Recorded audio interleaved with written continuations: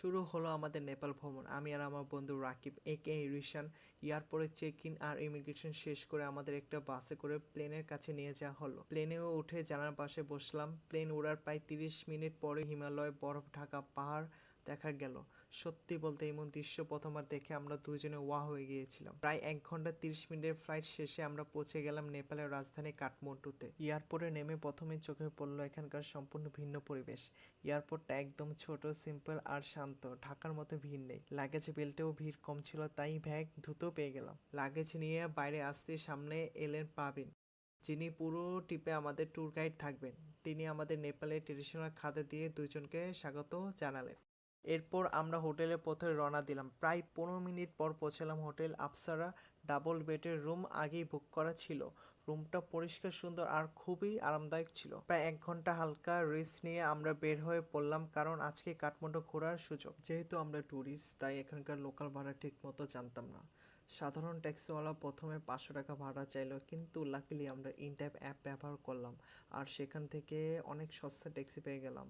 ভাড়া মাত্র 250 টাকা। যেহেতু জায়গাটার নাম মাঙ্কি টেম্পল, তাই বানর থাকবে এটা জানতাম, কিন্তু এতগুলো বানর থাকবে সেটা কখনো ভাবিনি। চারপাশে দেখলাম অসংখ্য বানর ঘুরে বেড়াচ্ছে, কেউ বসে আছে, কেউ লাফাচ্ছে, কেউ আবার চুপচাপ পর্যবেক্ষণ করছে। একজন ভদ্র মহিলা তাদের খাবার দিচ্ছিলেন, দেখে বুঝলাম উনি এখানকার লোকাল। মাঙ্কি টেম্পলে 131 ফুট উঁচু দেখে তো প্রথমে আমাদের মাথায় ঘুরে গেল, এতটা কিভাবে উঠবো। তারপরেও হাল ছাড়িনি, আমরাও ধীরে ধীরে না, লাফাতে লাফাতে উপরের দিকে ওঠা শুরু করলাম। মনে হচ্ছিল যেন বানরদের সাথে রেস চলছে, কে আগে উপরে যাবে।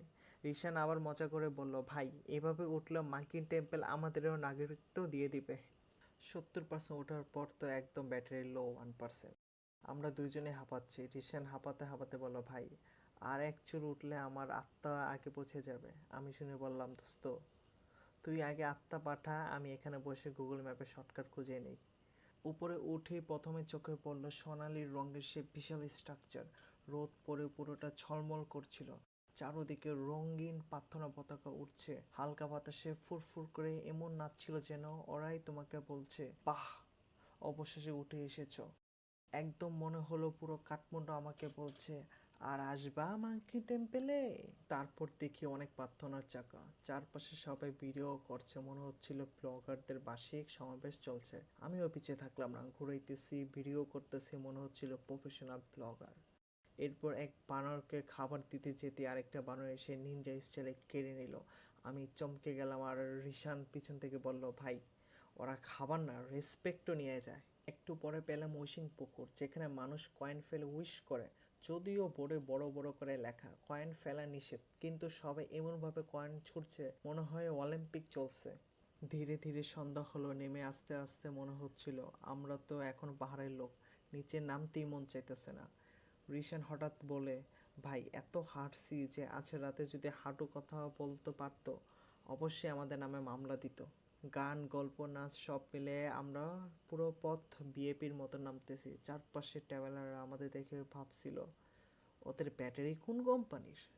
এভাবেই শেষ হলো আমাদের নেপাল ট্যুরে পার্ট 1।